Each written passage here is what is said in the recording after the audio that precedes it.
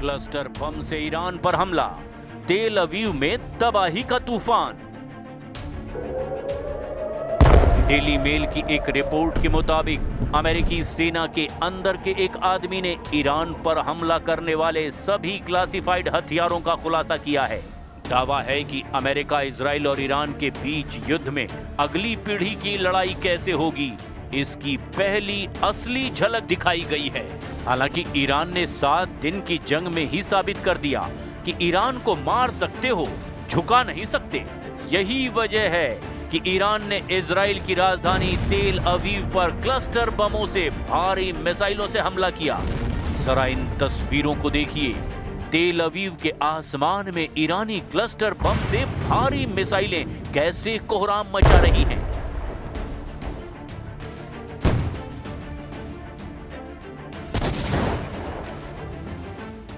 Israel के पास दुनिया का सबसे उन्नत मल्टी लेयर्ड एयर डिफेंस है, लेकिन क्लस्टर बमों ने इसके सामने कुछ गंभीर चुनौतियां पेश की है। इजरायली रक्षा बलों और इजरायली मीडिया ने पुष्टि की कि ईरान ने तेल अवीव और मध्य इजराइल को निशाना बनाकर ऐसी बैलिस्टिक मिसाइलें दागी जिनमें क्लस्टर वॉरहेड्स लगे थे। ये मिसाइलें जमीन से टकराने से पहले ही हवा में फट गईं और उनसे दर्जनों छोटे बम निकले जो लगभग 8 किलोमीटर के दायरे में फैल गए और फिर भारी तबाही मचाई। अब आप ये भी जान लीजिए कि इजराइल पर हमला करने के अलावा ईरान ने पश्चिम एशिया में कहां-कहां भीषण हमले किए हैं। 24 घंटे में ही ईरान ने अपने ऑपरेशन ट्रू प्रॉमिस 4 के तहत पश्चिम एशिया यानी मिडिल ईस्ट के कई देशों में और वहां स्थित अमेरिकी ठिकानों पर भीषण हमले किए। ईरान ने इस बार अपनी सबसे उन्नत मिसाइल तकनीक और ड्रोन स्वार्म का इस्तेमाल किया है। फत्ता 2 हाइपरसोनिक मिसाइल से ईरान का दावा है कि इन मिसाइलों ने इजराइल के डेविड स्लिंग और एरो 3 डिफेंस सिस्टम को भी चकमा देकर तेल अवीव के सैन्य मुख्यालय को निशाना बनाया।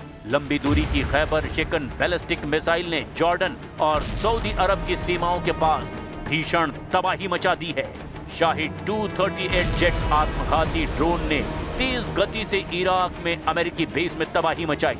ईरान के हमले में इराक के अल असद एयर बेस में अमेरिका के 2 C-130 परिवहन विमान और एक हैंगर पूरी तरह से नष्ट हो गए। इजराइल के नेवातीम एयर बेस के रनवे को भी भारी नुकसान पहुंचा है और अब देखना होगा कि आने वाले घंटों में ईरान, अमेरिका और इजराइल एक दूसरे पर कहां-कहां और किन-किन हथियारों से हमले करते हैं।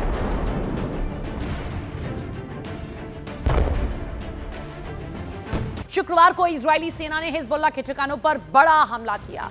हमलों से हुए भीषण धमाकों की वजह से लेबनान का आसमान धुएं से भर गया। इससे पहले इजराइल ने दक्षिणी बैरूत को खाली करने का आदेश जारी किया था।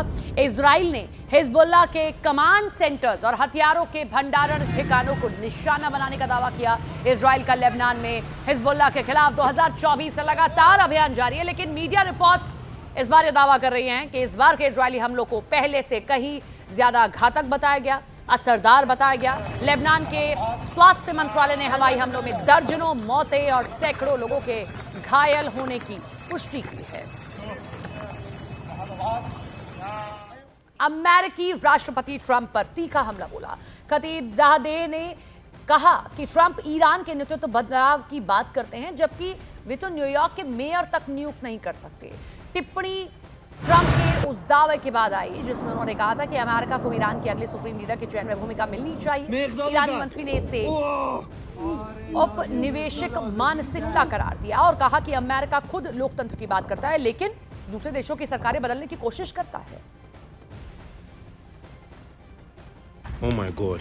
Asking for change in the leadership of Iran, and he says that I have to have voice on that, while he cannot appoint even the mayor of New York.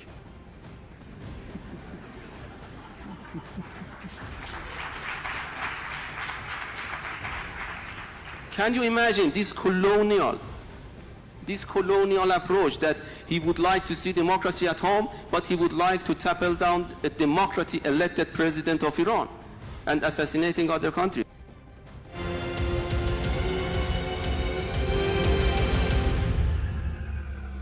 दावा ये कि यहीं से खामेनेई अपनी तमाम रणनीति बनाते थे। तेहरान के जमहूरी स्ट्रीट में मौजूद इस बंकर के हश्र को देखकर अंदाजा लगाया जा सकता है कि 28 फरवरी का हमला कैसा रहा होगा, क्योंकि तब भी खामेनेई लगभग ऐसे ही एक महफूज ठिकाने में मीटिंग कर रहे थे। मेरे सहयोगी प्रशांत चुरे इस एनिमेशन को आसान भाषा में समझाने की कोशिश करेंगे। इजराइल ने कैसे टारगेट सेट किया, फिर उसे अंजाम तक पहुंचाया है, देखिए जरा। एक्सपर्ट मानते हैं कि अगर ईरान स्ट्रेट ऑफ हॉर्मूज के रास्ते को बाधित करता है तो दुनिया के करीब 20% तेल सप्लाई पर इसका सीधा असर पड़ सकता है। यानी इस जंग का असर सिर्फ तेहरान या तेल अवीव तक सीमित नहीं रहेगा, बल्कि खाड़ी देशों से लेकर वैश्विक बाजार तक इसके झटके महसूस किए जा सकते हैं। यही वजह है कि अब सबसे बड़ा सवाल है, क्या ये संघर्ष जल्दी खत्म होगा या फिर मिडिल ईस्ट में एक लंबी और महंगी जंग की तरफ ये बढ़ चुका है। I hope you are thinking of alternate sources, and I can't think of a better alternate source than the United States of America. We are an energy-rich country. We want to cooperate with you. That is one of the areas where we can cooperate. Obviously, there's long-term and short-term issues here, and we will work with you to make sure that your energy needs are met in the short term as well as the long term. America की ये पेशकश बताती है कि middle east की इस जंग का असर अब दुनिया की ऊर्जा राजनीति पर भी पड़ रहा है। अगर स्ट्रेट ऑफ हॉर्मूज में तनाव बढ़ा तो भारत, चीन और यूरोप जैसे बड़े तेल आयातकों पर इसका सीधा असर पड़ सकता है। दुनिया के कई देश अब वैकल्पिक ऊर्जा सप्लाई की तलाश में जुटे हुए हैं। यानी ये जंग सिर्फ मिसाइलों और ड्रोन की लड़ाई नहीं, बल्कि तेल, व्यापार और वैश्विक अर्थव्यवस्था की लड़ाई भी बन चुकी है। I don't want to commit to a timeline, but certainly it's something that is being calculated actively by both the Department of War and the Department of Energy. They're working very closely.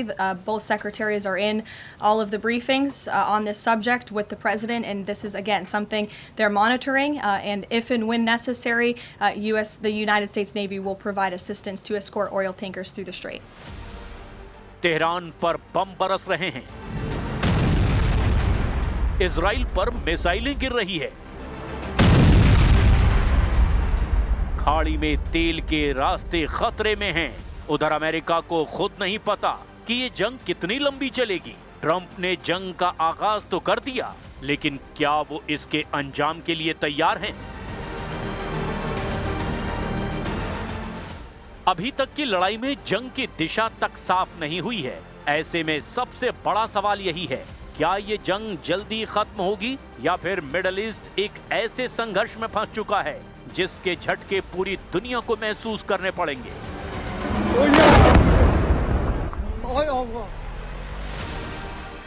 एक तरफ America और Israel सैन्य दबाव बढ़ा रहे हैं, तो दूसरी तरफ ईरान भी मिसाइलों और ड्रोन्स के सहारे पलटवार लगातार जारी रखे हुए है। तेहरान के आसमान में धुआं है, तेल अवीव के ऊपर मिसाइलों का साया है और खाड़ी के समंदर में तेल के रास्ते दांव पर लगे हैं। अमेरिका ताकत दिखा रहा है, ईरान पलटवार कर रहा है, लेकिन इस टकराव की मंजिल अभी भी धुंध में छिपी हुई है। इतिहास गवाह है, मिडिल ईस्ट में शुरू हुई जंगें अक्सर जल्दी खत्म नहीं होती। अब सवाल सिर्फ इतना है, क्या ये आग अभी थमेगी या फिर मिडिल ईस्ट से उठी ये चिंगारी दुनिया के नक्शे को भी बदल सकती है?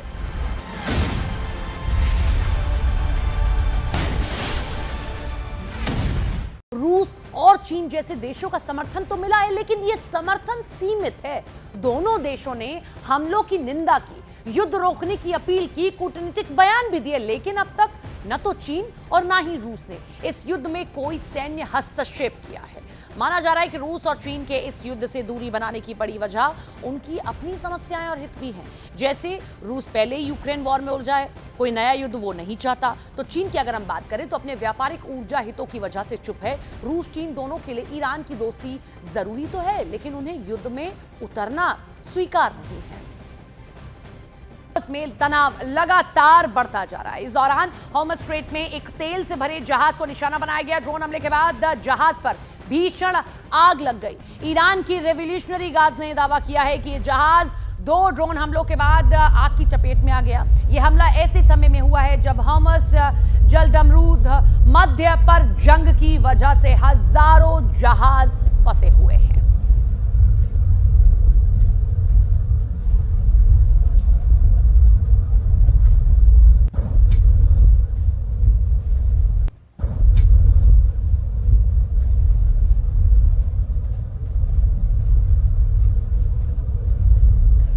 ये देखिए, ये जो स्ट्रेट ऑफ हॉर्मज है, इसकी वजह से जो तेल के टैंकर्स हैं वो किस तरीके से यहाँ पर उनकी आवाजाही बाधित है। और ईरान के लिए अगर हम कहें कि सबसे बड़ा अगर वर्ल्ड के सामने चुनौती देने वाली कोई चीज़ है तो वो ये स्ट्रेट ऑफ हॉर्मज ही है। वो ये बंद करता है, इससे जहाज़ों को एक लंबा रास्ता तय करके आना पड़ता है और लगातार अमेरिका इसी को टारगेट कर रहा है। जहाज़ पर ड्रोन हमला हुआ है, हॉर्मज स्ट्रेट में कई जहाज़ फंसे हुए हैं और कैसे हमला किया जा रहा है ये उसकी तस्वीर आप देखिए कि एक के बाद एक अगर कोई भी शिप वहां से गुजरती है। और ईरान पहले भी कह चुका है कि यहां से अगर कोई शिप गुजरेगी तो फिर हम क्या करेंगे, हम आपको दिखा सकते हैं।